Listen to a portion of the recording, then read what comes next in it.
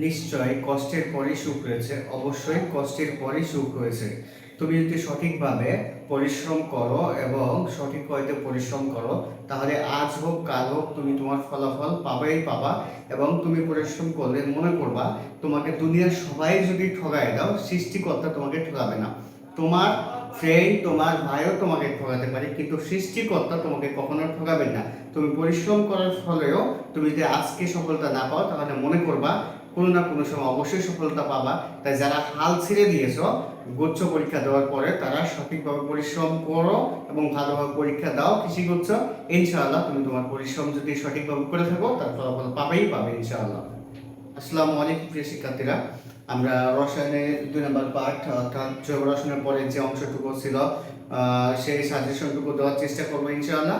তোমরা মনোযোগ সহকারে ভিডিওটি দেখার চেষ্টা করবা এবং তোমাদের তো পিডিএফ দিবই, কিন্তু এই সাজেশন ক্লাসটা মানে দেখলে কি সুবিধা, যে তোমার কোন অংশটা বেশি ইম্পর্টেন্ট এবং কোন অংশটা কিভাবে পড়া দরকার সেটা তুমি বুঝতে পারবা। তুমি যদি শুধু ইয়া নিয়ে নাও, পিডিএফ নিয়ে নাও, তাহলে কিন্তু বুঝতে পারবা না কিভাবে পড়তে হবে। হ্যাঁ, কোন অংশটা কিভাবে পড়তে হবে। এই জন্য একটু কষ্ট করে হলেও দেখো, এটা তো তোমার কোনো ক্ষতি নাই, এটা তুমি ধরো একটা ক্লাস, এটা তোমার উপকার আছে ইনশাআল্লাহ। ঠিক আছে, সো দেখার চেষ্টা করবা এবং এই চ্যানেলে নতুন হয়ে থাকলে সাবস্ক্রাইব করে রাখতে পারো। এবং আমরা বলে নিই, আমি একটা কথা বলে নিই যে আমাদের হচ্ছে ফ্রি পরীক্ষা চলছে।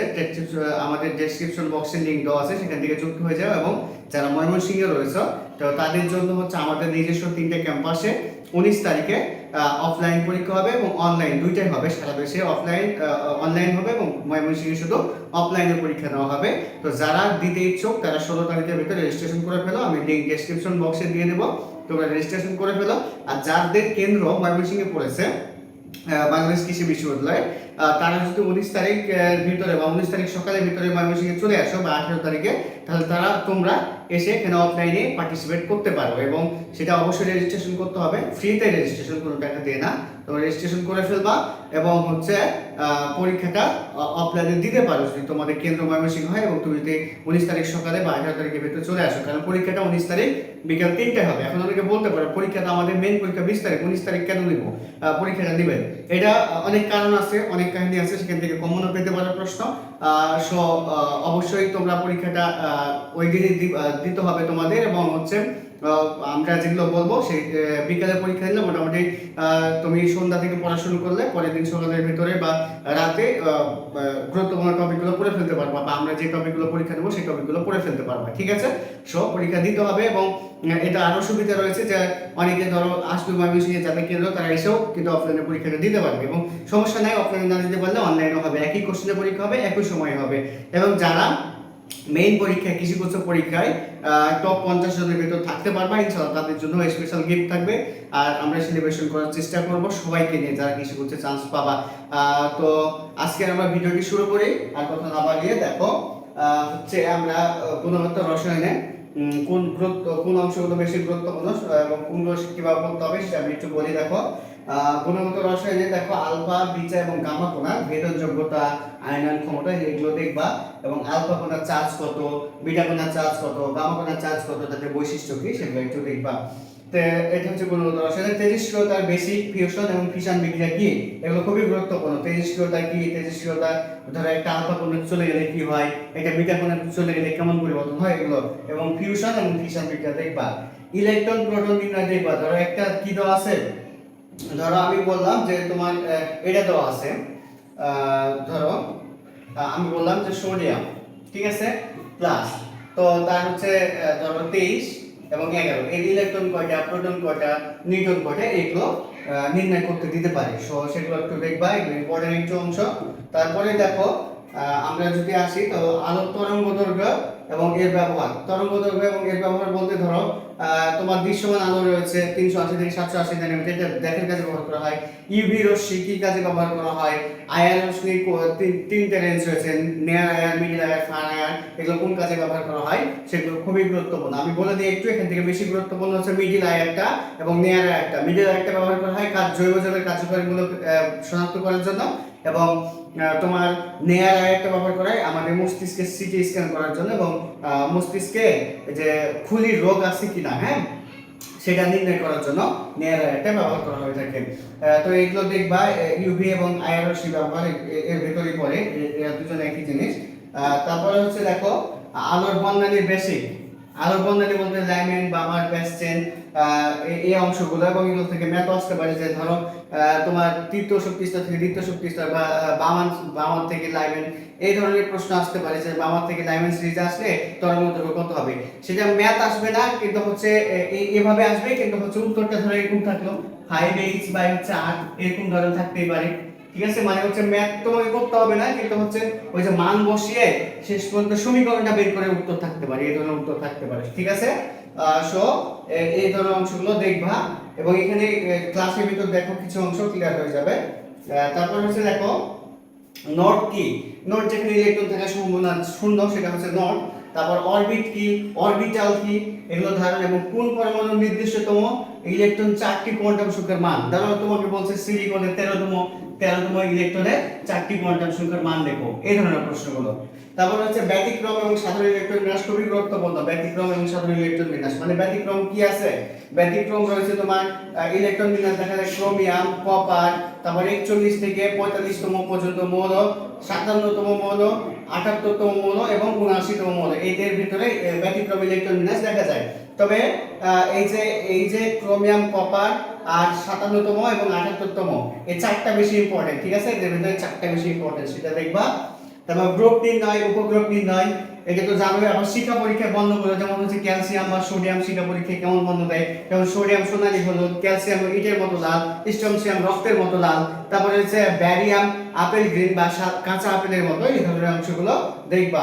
তারপর আয়ন শনাক্তকরণের ভিতরে চারটা দেখবা শুধু, কপার আয়ন শনাক্তকরণ দেখবা, জিঙ্ক দেখবা, আয়রন 2+ এবং আয়রন 3+, এই চারটা আয়ন শনাক্তকরণ দেখবা। ঠিক আছে, তারপরে দেখো তোমাদের সিলেবাসের বাইরে যদিও কিন্তু দেখতে হবে ক্রোমাটোগ্রাফি কি এবং ক্রোমাটোগ্রাফির প্রকারভেদ, আরএফ মানে রিটার্ডেশন ফ্যাক্টর এটা কি, তারপরে পাতন কি, আংশিক পাতন কি। আমি একটু বলে দিই সহজ কথায়, পাতন হচ্ছে দুইটি দ্রবণের তাপমাত্রার পার্থক্য 40 ডিগ্রি বেশি হলে পাতন ব্যবহার করে আমরা কোনো একটা দ্রবণ পৃথক করি।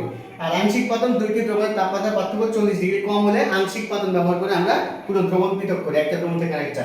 এবার হচ্ছে দেখো এবি টাইপ লবণের তোমার কেএসপি কেআইপি দেখবা, এবি2 এবি3 এ2 বি3, এদের কেএসপি এবং কেআইপি সমীকরণগুলো দেখবা, এবং ম্যাথ ছোটখাটো ম্যাথগুলো দেখবা। ঠিক আছে, ওকে। তারপরে দেখো আমরা হচ্ছে আরেকটা অংশ আছে এখান থেকে, এটা হচ্ছে দেখো কোন শক্তি স্তরে এবং উপশক্তি স্তরে কতটি ইলেকট্রন আছে। যেমন বলতে পারি যে দ্বিতীয় শক্তি স্তরে কতটি সর্বোচ্চ কতটি ইলেকট্রন আছে, তো যে কোনো শক্তি স্তরে সর্বোচ্চ ইলেকট্রন থাকতে পারে 2n²টি। ঠিক আছে না? তারপরে উপশক্তি স্তরে সর্বোচ্চ ইলেকট্রন নির্ণয় করা হয় কিভাবে, 2 × 12+1, এই সূত্র ব্যবহার করে উপশক্তি স্তরে সর্বোচ্চ ইলেকট্রন নির্ণয় করা হয়। এগুলো দেখবা ইলেকট্রনগুলো। নেসলার দ্রবণ কি, ক্ষার মিশ্রিত পটাশিয়াম মার্কিউরিক আয়োডাইড দ্রবণকে বলা হয় নেসলার দ্রবণ।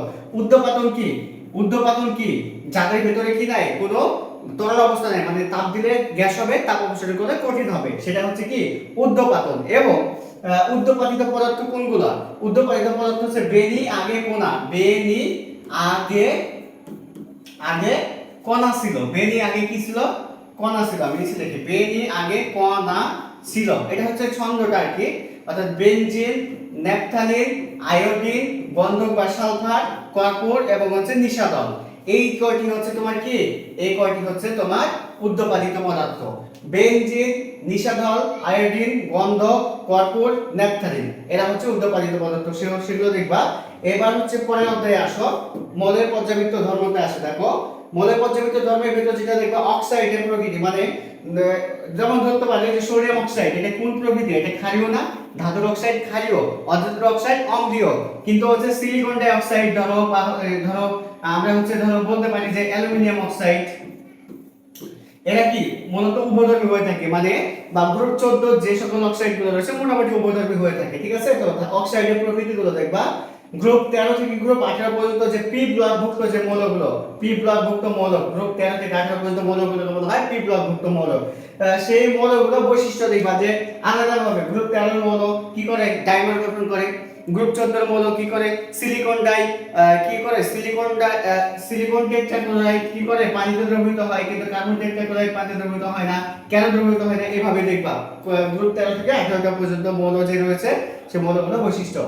অবস্থান্তর মৌলের বিশেষ বৈশিষ্ট্যগুলো অবশ্যই দেখতে হবে, যে 5টা বৈশিষ্ট্য আছে, তার ভিতরে তোমার হচ্ছে কি প্রভাবক রূপে ক্রিয়া করে যেটা, তারপর হচ্ছে তোমার চুম্বকীয় ধর্ম, তারপরে রঙিন যৌগ গঠন করে, জটিল যৌগ গঠন করে, এই চারটা অংশ বিশেষ করে দেখতে হবে।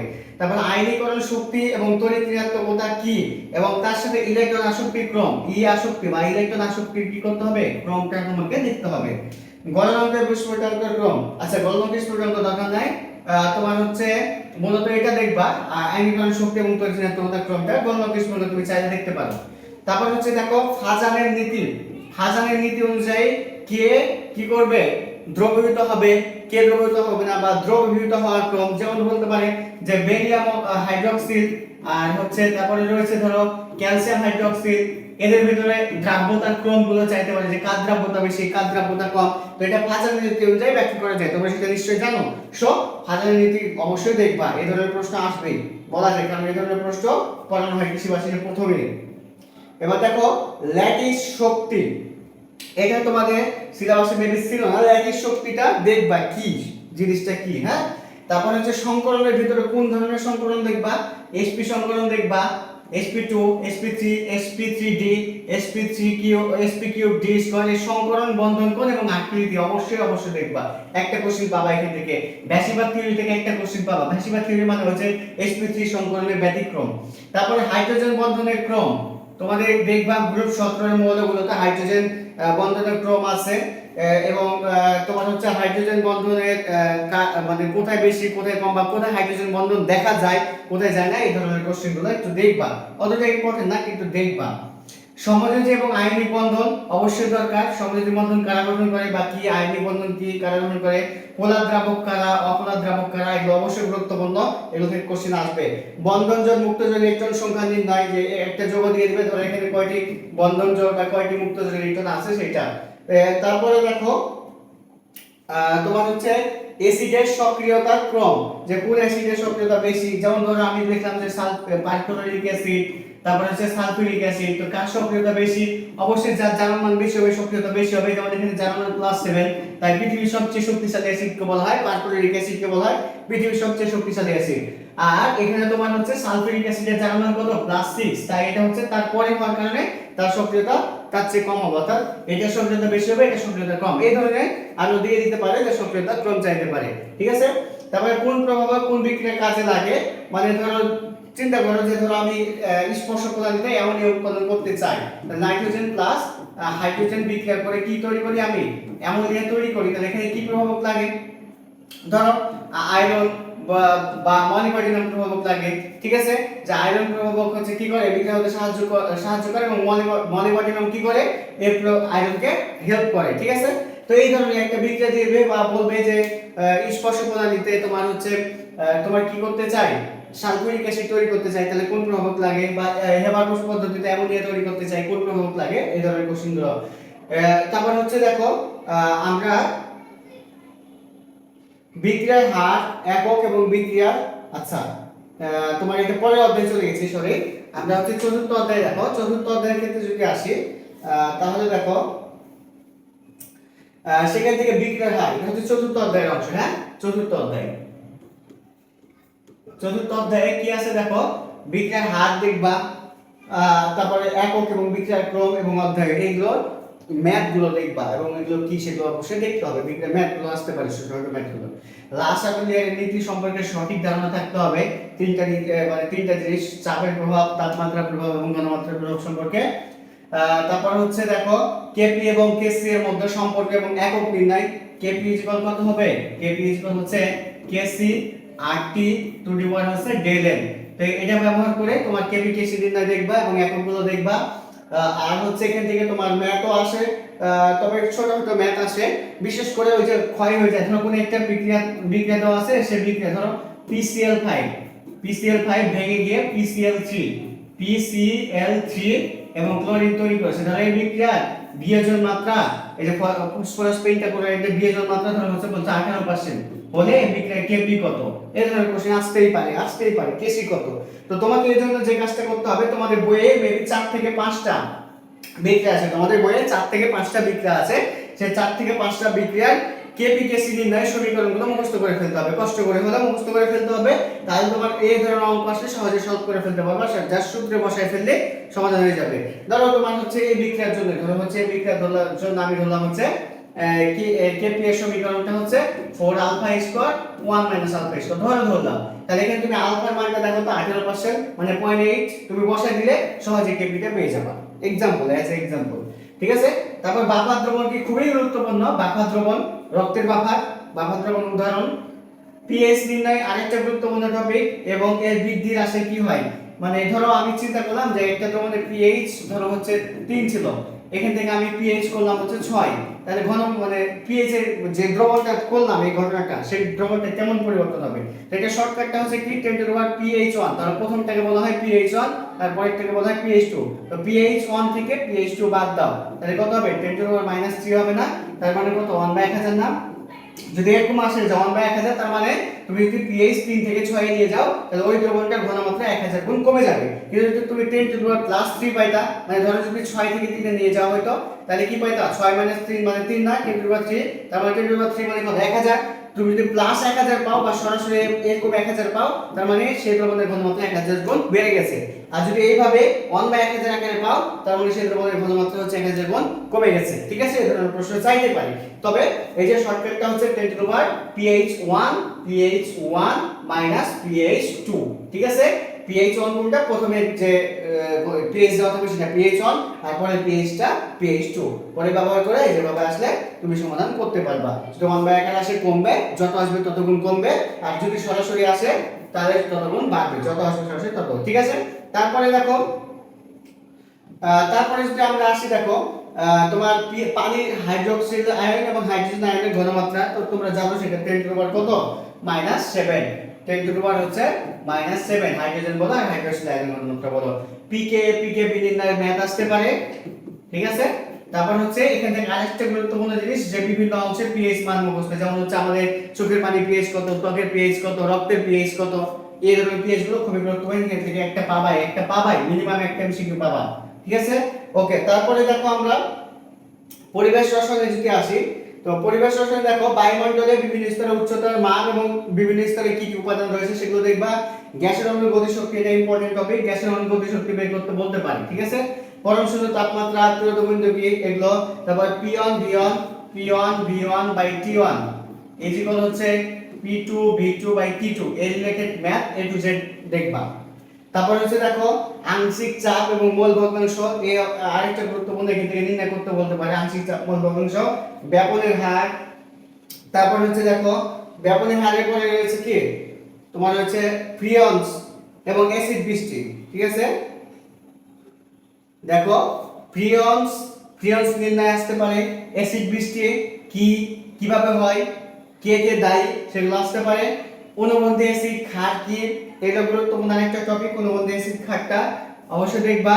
এবং বিওডি, সিওডি, ডিও এবং টিডিএস এর চারটা উপাদানের মান, আদর্শ মান কত, বেড়ে গেলে মানে কি হয়, কমে গেলে কি হয়, সেগুলো অবশ্যই তোমাকে দেখতে হবে। এইটুকু হচ্ছে তোমার কি ছিল, এই অংশটুকু ছিল তোমার পরিবেশ রসায়ন থেকে। তারপরে দেখো পরিমাণগত রসায়নে গুরুত্বপূর্ণ টপিক, পরিমাণগত রসায়নে পিপিএম এ যদি ঘনমাত্রা নির্ণয় পার্সেন্টেজে দেওয়া থাকলে কোনো একটা ঘনমাত্রা সেটা ঘনমাত্রা স্বাভাবিক ঘনমাত্রা নির্ণয়।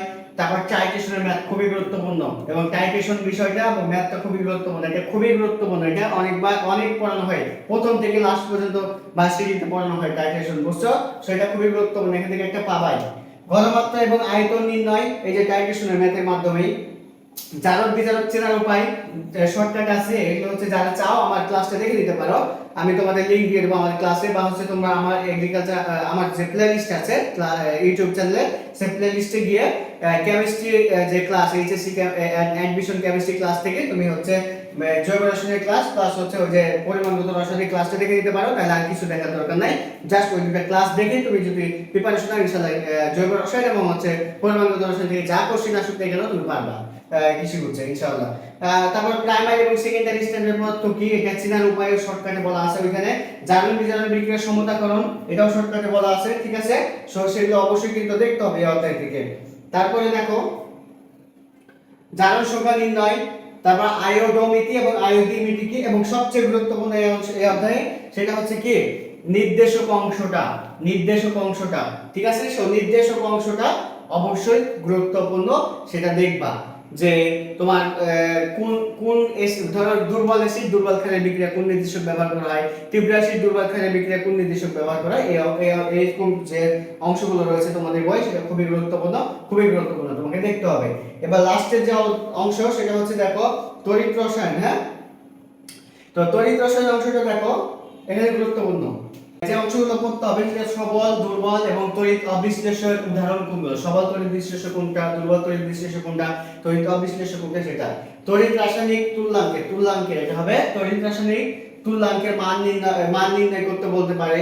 যেমন হচ্ছে ধরো 1 মোল কপার 2 প্লাস ক্যাথোডে জমাতে কত ফ্যারাড বিদ্যুৎ দরকার, তো তার চার্জ যত তত ফ্যারাড বিদ্যুৎ দরকার। তাহলে আমি হচ্ছে কয় মোল, 1 মোল কপারকে কোথায় জমাতে চাই, ক্যাথোডে, তাহলে তার চার্জ কত 2 না, তাই 2 ফ্যারাড বিদ্যুৎ লাগবে। যদি হাফ মোল বলতো তাহলে 1 ফ্যারাড তোমার কত লাগতো, যদি 1 মোলকে জমাতে 2 ফ্যারাড লাগে তাহলে হাফ মোলকে জমাতে কত লাগবে, তার অর্ধেক মানে হাফ ফ্যারাড লাগবে, সরি 1 ফ্যারাড লাগবে। কারণ 2 মোলকে চার্জ 2, তাহলে 1 মোলকে জমাতে হচ্ছে 2 ফ্যারাড, তাহলে হাফ মোলকে 1 মোলকে জমাতে কত, এটা ওই ঠিক নিয়ম অনুযায়ী। তারপর এসে দেখো ই সেল নির্ণয়, গুরুত্বপূর্ণ ক্ষেত্রে ম্যাথ আসতে পারে ই সেল নির্ণয়ের ম্যাথ। তারপর স্বতঃস্ফূর্ত বিক্রিয়া হবে কিনা, ধরো একটা বিক্রিয়া দিয়ে দিলে এই বিক্রিয়া বলছে স্বতঃস্ফূর্ত হবে কিনা, তো সেটা কিভাবে বের করবে, ই সেল বের করবে। ই সেল যদি পজিটিভ হয় তাহলে বিক্রিয়াটা কি হবে, স্বতঃস্ফূর্ত, আর নেগেটিভ হলে বিক্রিয়া স্বতঃস্ফূর্ত হবে না। আর বিক্রিয়া স্বতঃস্ফূর্ত হলে পাত্রটা ক্ষয় হবে, আর স্বতঃস্ফূর্ত না হলে পাত্র ক্ষয় হবে না।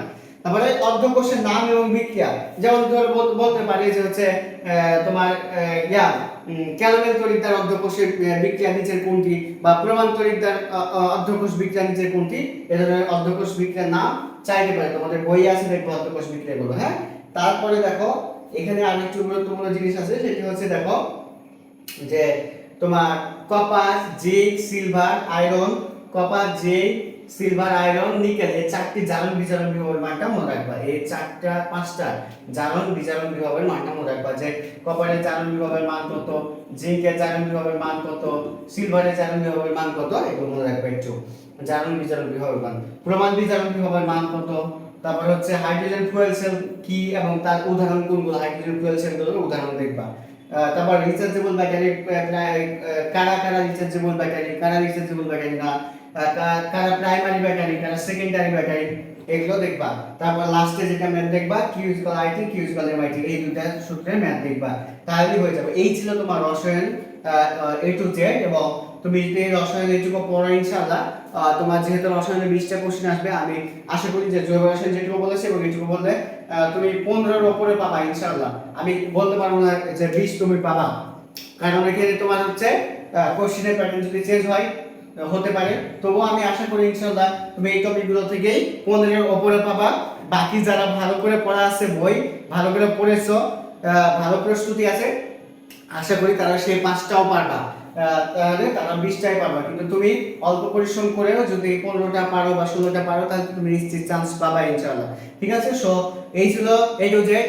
এবং আশা করি তোমরা ভালো করে পড়বা এবং ভালো করে প্রস্তুতি নিবা এবং পরীক্ষাগুলো ঠিকঠাক মতো দাও। তোমাদের জন্য আমি ফ্রিতে ব্যবস্থা করে ফেলছি, তোমরা দিতে থাকো। তোমাদের জন্য কিন্তু একটা ভিডিও বানাতে অনেক পরিশ্রম করতে হয়, অনেক কষ্ট করতে হয়, বা হচ্ছে আমি একটা ব্যাচ অফ রেখেও কিন্তু বানাতে হয় ভিডিও, বা হচ্ছে তোমাদের প্রশ্ন একটা রেডি করতে অনেক সময় কিন্তু লাগে, এইগুলো করতে কিন্তু অনেক সময় লাগে। তো যাই হোক, আমি চাই তোমরা ভালো কিছু করো এবং বাবা মাকে ভালো কিছু উপহার দাও। শেষ মুহূর্তে এসে আমার জন্য দোয়া রাখো এবং আমি সবার জন্য দোয়া রাখি। ইনশাআল্লাহ হচ্ছে আমি ইনশাআল্লাহ আমার স্টুডেন্টরা ভালো কিছু করবে এবং ভালো কিছু আমাকে উপহার দিবে। সবার জন্য দোয়া রইল এবং প্রার্থনায় সবার জন্য দোয়া থাকবে ইনশাআল্লাহ। সবাই ভালো কিছু করো, ইনশাআল্লাহ দেখা হবে বিজয়ের মাঠে। এবং যারা বাকি দিতে চান্স পাবা তাদের সাথে তো সরাসরি দেখা হবে, এবং আমি যদি বিভিন্ন ক্যাম্পাসে যাই তো বিভিন্ন ক্যাম্পাসে সবার সাথে দেখা হবে ইনশাআল্লাহ। আজকে এ পর্যন্ত, সবাই ভালো থাকো। আসসালামু আলাইকুম, আল্লাহ।